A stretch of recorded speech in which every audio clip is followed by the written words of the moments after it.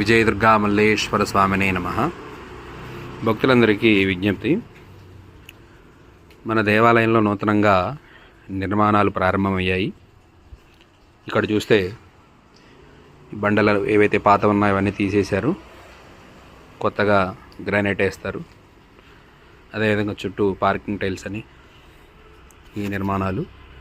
మరీ ముఖ్యంగా ఇక్కడ మనకు కనిపిస్తున్నటువంటి ధ్వజస్తంభం, ఇది 27 సంవత్సరాలు అవుతుంది.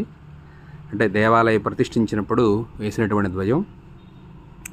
గత కొన్ని రోజులుగా ఈ ధ్వజస్తంభాన్ని కొంచెం ఇబ్బంది అయిపోయింది. అంటే పై భాగంలో కొద్దిగా జీర్ణం అయిపోయింది. కాబట్టి అటువంటి జీర్ణమైనటువంటి ధ్వజస్తంభం దేవాలయానికి మంచిది కాదు. కాబట్టి మరి ఆలోచన చేసి కమిటీ వారు నూతనంగా ధ్వజస్తంభం ప్రతిష్టాపన చేయాలని సంకల్పం చేయటం, దానికి కొంతమంది దాతలు కూడా సహకారం అందించడం జరుగుతుంది. చూస్తే కనుక చుట్టూ చక్కగా పనులు అయితే స్టార్ట్ చేసాం. ఈరోజు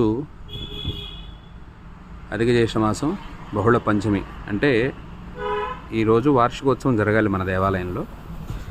కాకపోతే ఇది అధిక మాసం అయింది కాబట్టి వచ్చే నెల జ్యేష్ఠ మాసం 5వ తారీఖు, అంటే జ్యేష్ఠ బహుళ పంచమి 5వ తారీఖు వస్తుంది. కాబట్టి ఆ రోజు 27వ వార్షికోత్సవం జరుగుతుంది.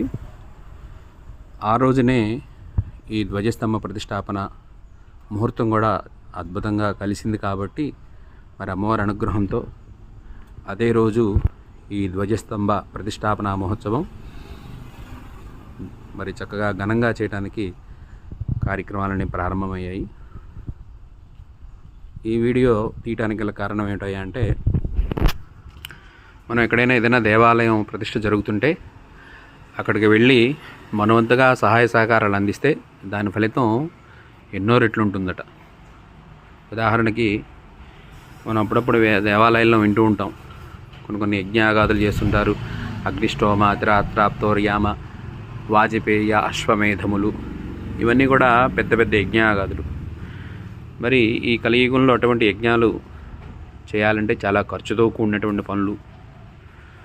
మరి దానికి ఆల్టర్నేటివ్ అటువంటి పుణ్యమే మనం సంపాదించాలంటే ఏం చేయాలయ్యా అంటే, ఇటువంటి దేవాలయాలు నిర్మాణం జరుగుతున్నప్పుడు పునరుద్ధరణ, అంటే జీర్ణోద్ధరణ చేసేటువంటి దేవాలయాలు ఏవైనా సరే, ధ్వజస్తంభం కానీ దేవాలయం కానీ మళ్ళా నిర్మాణం జరుగుతుంటే అటువంటి దేవాలయానికి మన వంతు సహాయ సహకారాలు అందిస్తే ఆ పుణ్యం అనేది మనతో పాటు కొన్ని తరాల వరకు, అంటే మన వంశానికి తరతరాలు కూడా వర్తిస్తుంది.